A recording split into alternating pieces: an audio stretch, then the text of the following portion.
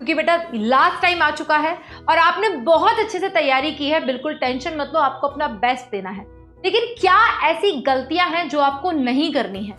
हो सकता है कि आपको फिजिक्स बहुत अच्छे से आती है, केमिस्ट्री बहुत अच्छे से आती है, और जनरली मैं यही बोलूंगी कि जो पोर्शन आपका बेस्ट हो उसे सबसे पहले अटेम्प्ट करो। क्योंकि बेटा अगर आपने एक भी ब्लॉक गलत भर दिया तो लाइन से सारे आंसर गलत होते हैं। जब असर्शन को पढ़ो फिर लगा दो क्योंकि या बिकॉज, फिर रीजन पढ़ो, अंदर से गट वाइब आएगी कि ऑप्शन ए होगा या बी।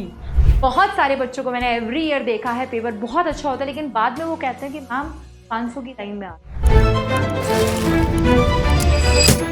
हेलो बच्चों, this is Dolly Sharma, your chemistry ma'am. तो आपसे लास्ट टाइम पे कुछ इंपॉर्टेंट बातें करनी है जो आपके नीट के एग्जाम के लिए बहुत इंपॉर्टेंट है। क्योंकि बेटा लास्ट टाइम आ चुका है और आपने बहुत अच्छे से तैयारी की है, बिल्कुल टेंशन मत लो, आपको अपना बेस्ट देना है। लेकिन क्या ऐसी गलतियां हैं जो आपको नहीं करनी है? वो गलतियां बेटा मैक्सिमम बच्चों से होने के चांसेस होते हैं। नंबर 1, एक चीज जो आपको कभी नहीं भूलनी है बेटा, और वो सबसे इंपॉर्टेंट बात है कि ये जो नीट का एग्जाम है ना, that NEET is the game of time. सबसे इंपॉर्टेंट है कि आप नीट के पेपर को कैसे अटेम्प्ट कर रहे हो, आपका टाइम मैनेजमेंट कैसा है। तो सबसे महत्वपूर्ण बात है बेटा, इस बात का ध्यान रखना कि आपको पता है कि आपके पास 3 पोर्शंस होते हैं। 3 पोर्शंस में आपके पास होता है बायोलॉजी, जिसमें आपके पास क्या आता है, बॉटनी और जोलॉजी। नेक्स्ट होता है बेटा केमिस्ट्री और नेक्स्ट होता है फिजिक्स। ठीक है, ये 3 मेजर पोर्शंस है बेटा। 360 मार्क्स, 180 मार्क्स एंड 180 मार्क्स। आपको खास किस बात का ध्यान रखना है? हो सकता है कि आपको फिजिक्स बहुत अच्छे से आती है, केमिस्ट्री बहुत अच्छे से आती है, और जनरली मैं यही बोलूंगी कि जो पोर्शन आपका बेस्ट हो उसे सबसे पहले अटेम्प्ट करो। लेकिन बेटा सबसे स्कोरिंग, सबसे इंपॉर्टेंट होता है कि आप अपनी बायोलॉजी को सबसे पहले अटेम्प्ट कर लो। क्योंकि इससे क्या होता है कि जब आपका बायोलॉजी पोर्शन कंप्लीट हो जाता है, क्योंकि आपको मार्क्स गेन करने हैं, आपको पेपर को अटेम्प्ट इस तरीके से करना है कि आपके मार्क्स ज्यादा गेन हो जाए। क्योंकि बेटा जितनी देर में आप बायोलॉजी के 4 क्वेश्चन करोगे, आप हो सकता है फिजिक्स के किसी न्यूमेरिकल को सॉल्व करने में उतना ही समय लो, एक न्यूमेरिकल को। तो सबसे इंपॉर्टेंट बेटा स्ट्रैटेजी ऐसी रखनी है कि सबसे अप्रोचेबल, सबसे पहले आप बायोलॉजी को अटेम्प्ट करो, उसे फिनिश करने के बाद आप केमिस्ट्री को अटेम्प्ट करो, क्योंकि उसमें भी इनऑर्गेनिक के कुछ सवाल ऐसे आपको मिलते हैं जो फैक्ट बेस्ड होते हैं। एक बार में किया, आपके 4 नंबर आ गए। ठीक है, आपके कम समय में ज्यादा सवाल हो जाएंगे और फिर आप अपना फिजिक्स को अटेम्प्ट, इस तरीके से आपको अपना पेपर अटेम्प्ट करना है। क्योंकि बेटा time management is very important. हो सकता है लास्ट मोमेंट पे बायोलॉजी के आप सवाल जब पढ़ना शुरू करो, आपके ऊपर टाइम का प्रेशर क्रिएट हो और आप चीजों को मिक्स एंड मैच करो। तो सबसे इंपॉर्टेंट बेटा, सबसे पहले आप अटेम्प्ट करो biology, then chemistry and then physics. ये बेस्ट स्ट्रेटेजी हो सकती है। सेकेंड पॉइंट बेटा, अक्सर क्या होता है, कभी पेपर में सबसे पहले आपको फिजिक्स मिल गया और आपको फिजिक्स में वो सवाल दिख गए उन चैप्टर्स के जिन चैप्टर्स का आपको पहले से फोबिया है। हो सकता है कोई ना कोई चैप्टर सबके पास ऐसा होता है जिसमें उसको लगता है कि यार इतना कॉन्फिडेंट नहीं हूं। तो वो सवाल देखकर घबराना नहीं है। कोई सवाल, कोई भी टॉपिक ऐसा दिख जाए, कोई ऐसा स्टेटमेंट ऐसा दिख जाए पेपर में, क्योंकि जब पेपर ओपन करते हैं तो हमें सवाल दिखाई देते हैं बहुत सारे और एक सिंगल पेन भी उस पर लगा हुआ नहीं होता, तो हम नर्वस हो जाते हैं। उस समय पे बेटा जो नहीं आता उसके लिए परेशान बिल्कुल नहीं होना है, बिल्कुल भी नहीं होना है। आपको ये सोचना है जो मुझे नहीं आता वो किसी को नहीं आता। क्योंकि जब पेपर का लेवल अप आए ना, थोड़ा सा भी टफ आए, तो उस टाइम पे रखना है आपको क्या, अपने ऊपर कॉन्फिडेंस, और आपको अप्रोच करना है उन क्वेश्चंस को जो आपको अच्छे से आते हैं। क्योंकि उस समय अगर आप ये टेंशन लोगे ये मुझे नहीं आता, तो आप आती हुई चीज को भी गलत करोगे। हमें आती हुई चीज को गलत नहीं।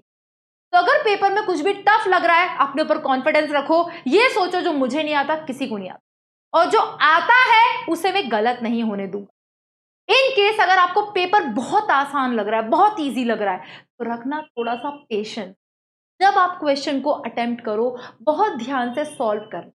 हो सकता है कि आपने इतने टाइम्स क्वेश्चन की प्रैक्टिस कर ली है कि आपको कुछ क्वेश्चंस का लगे इसका तो आंसर यही होगा, यही होगा। नहीं बेटा, क्वेश्चन पूरा पढ़ना है, उसके बाद उसका आंसर मार्क करना है। ये ध्यान रखना, सिली मिस्टेक नहीं करनी है बिल्कुल भी। क्योंकि बेटा आती हुई चीज को गलत मत होने दो। नीट का लेवल सालों से, अब आप देख रहे हो लास्ट 5 ईयर से पेपर बहुत अप्रोचेबल आ रहा है, लेकिन मैक्सिमम बच्चे जो पेपर देने के बाद बहुत खुश होते हैं, यार बहुत अच्छा हुआ, लेकिन जब वो अपने मार्क्स टोटल करते हैं तो वो 500 की लाइन में आ रहे होते हैं। उन बच्चों का दुख कोई कंपेयर नहीं कर सकता, तो वो दुख होता है क्योंकि उन्होंने बहुत मेहनत की है। तो उससे बचने का एक ही उपाय है बेटा, उस 3 घंटे में जब आपके सामने पेपर है, आपको बहुत ध्यान से क्वेश्चन को पढ़ना है और उसका आंसर सही मार्क करना है, सही मार्क करना है, दैट इज वेरी इंपॉर्टेंट। तो रिपीट कर रही हूं बेटा, point number 1, how to attempt your paper. Second, आपको अपने ऊपर कॉन्फिडेंस रखना है, अगर पेपर टफ लगे और इजी लगे तो पेशेंस, थोड़ा सा सही करना है। पॉइंट नंबर 3, आपने पेपर पूरा सॉल्व कर लिया, अब उसके बाद सबसे इंपॉर्टेंट पार्ट होता है ओएमआर को फिलअप करना।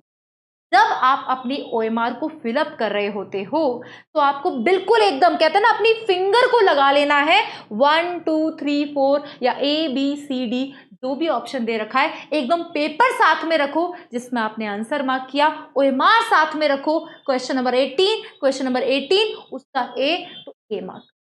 क्योंकि बेटा अगर आपने एक भी ब्लॉक गलत भर दिया तो लाइन से सारे आंसर गलत हो सकते। तो ओएमआर भरने के लिए प्रॉपर टाइम बचा के रखो। अगर आपको साथ साथ भरना अच्छा लगता है वो भी प्रेफर कर सकते हो, लेकिन maximum number of students last में फिलअप करते हैं। बेटा ओएमआर भरते टाइम इस तरीके से वो ओएमआर दिखाई देती है, मैं आपको एक बार रिप्रेजेंट कर देती हूँ बेटा। जैसे कि ये आपकी ओएमआर है, ठीक है। अब इस ओएमआर में आपको किसी भी क्वेश्चन की अगर मैं बात करूं, यहाँ पे आप अपना रोल नंबर भरोगे, रोल नंबर ध्यान से भरना, ठीक है। टेस्ट बुकलेट नंबर ये ध्यान से भरना, टेस्ट बुकलेट कोड ये ध्यान से रखना। आई थिंक ये क्लियरली विजिबल नहीं है, थोड़ा सा दूर कर देती हूँ ताकि आपको क्लियरली विजिबल हो।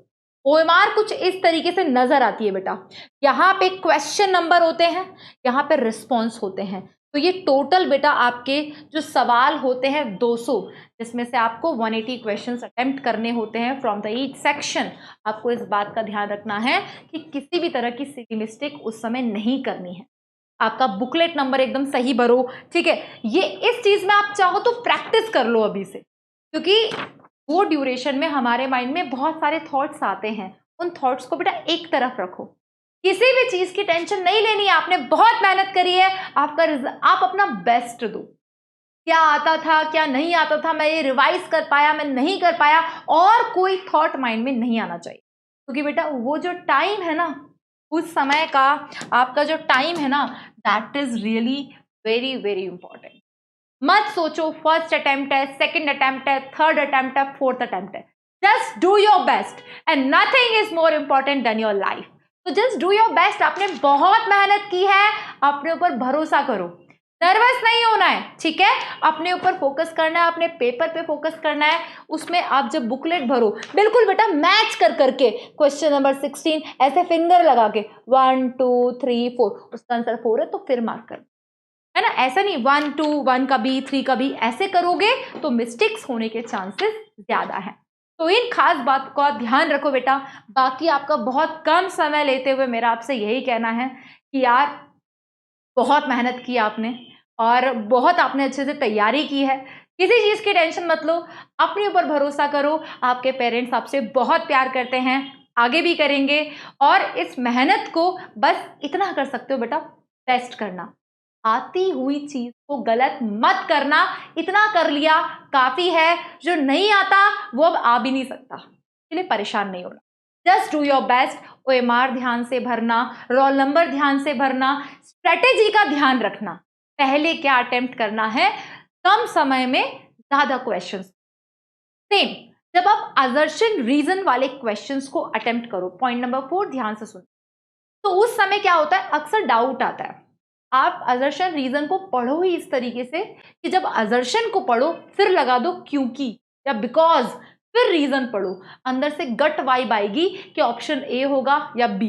कि कई बार ये होता है असर्शन रीजन ट्रू होता है, लेकिन ये नहीं समझ में आता कि ये इसका करेक्ट एक्सप्लेनेशन है या नहीं। तो आइदर बायो हो, आइदर फिजिक्स, आइदर केमिस्ट्री, जब भी असर्शन रीजन पढ़ो, पहली बार में ही जब सवाल पढ़ो, असर्शन पढ़ो, फिर बोलो बिकॉज, फिर रीजन पढ़ो, अंदर से लगेगा कि यार ये सही है या नहीं है, 1 होगा या 2 होगा, ठीक है। नेक्स्ट बेटा, अक्सर क्या होता है जब हम थ्योरेटिकल क्वेश्चंस को पढ़ते हैं, एक बार में सॉल्व कर दिया ना, अब वो थ्योरेटिकल क्वेश्चन था, उसको बार बार रीड आउट करोगे तो 2 ऑप्शंस में कंफ्यूज, एक बार में जो अटेम्प्ट कर दिया that should be final. Biology होती ही ऐसी है बेटा, आती होगी एक बार में आपका जवाब सही होगा। केमिस्ट्री में भी इन्हीं बात का ध्यान रखना है। इनऑर्गेनिक का कोई भी सवाल है, नहीं आता नहीं छेड़ना। आपको ये पता होना चाहिए जब आप पेपर अटेम्प्ट करो, जो भी सवाल लगे ना कि यार ये थोड़ा सा डाउटफुल है, टाइम खा रहा है मेरा, एनसर्कल करो, मूव ऑन, आगे बढ़ो, नेक्स्ट क्वेश्चन सॉल्व करो, हो रहा है मार्क करो, नहीं हो रहा एनसर्कल करो। आपको पता है आउट ऑफ 50 आपको 45 क्वेश्चंस करने होते हैं, तो you have that much time, या बाकी क्वेश्चंस को फॉरवर्ड करो रेदर देन उसको सॉल्व करो, उसमें टाइम वेस्ट नहीं करना है, ठीक है। टाइम इज वेरी इंपॉर्टेंट बेटा, NEET is a game of time. आप टाइम अपना कैसे उस समय यूटिलाइज कर रहे हो rather than wasting time on that question जो कि आपसे नहीं बन पा रहा, चाहे आपने कितने भी अच्छे से उसको पढ़ा था, कितने भी महीने आपने उस चैप्टर को दिए थे, उस समय नहीं बन रहा, आपका टाइम वेस्ट हो रहा है, एनसर्कल करो, आगे बढ़ो। This is the time. वो 3 घंटे आपकी जिंदगी का फैसला डिसाइड करते हैं, यार आप इसी अटेम्प्ट में अपना एग्जाम क्लियर करने वाले हो। बहुत सारे बच्चों को मैंने एवरी ईयर देखा है, पेपर बहुत अच्छा होता है, लेकिन बाद में वो कहते हैं कि मैम 500 की लाइन में आ, जो कि अपने एक्सपेक्ट कर रहे होते 650 प्लस। एक ही मिस्टेक, कभी मार्किंग मिस्टेक, कभी क्वेश्चन में करेक्ट को इनकरेक्ट पढ़ लिया, बॉन्ड एंड ऑर्डर आंसर आ रहा था 2, वो मार्क वो 2 आंसर 4th ऑप्शन में था, वो 2 मार्क करके आ गए। इन बातों का खास ध्यान रखना है। करेक्ट को इनकरेक्ट पढ़ लिया, क्वेश्चन को ध्यान से पढ़ो, प्रेजेंट में प्रेजेंट रहो, उस 3 घंटे में पुरानी बातों को ना सोचते हुए अपना बेस्ट देना सबसे इंपॉर्टेंट है। रेस्ट मेरे प्यारे प्यारे बच्चों, all the very best, just do your best. एक ही बात बोलूंगी, जस्ट डू योर बेस्ट। आपने बहुत मेहनत की है, बहुत अच्छा परफॉर्म करना, and all the very best, and we all are with you, ठीक है। ऑल द वेरी बेस्ट बच्चों।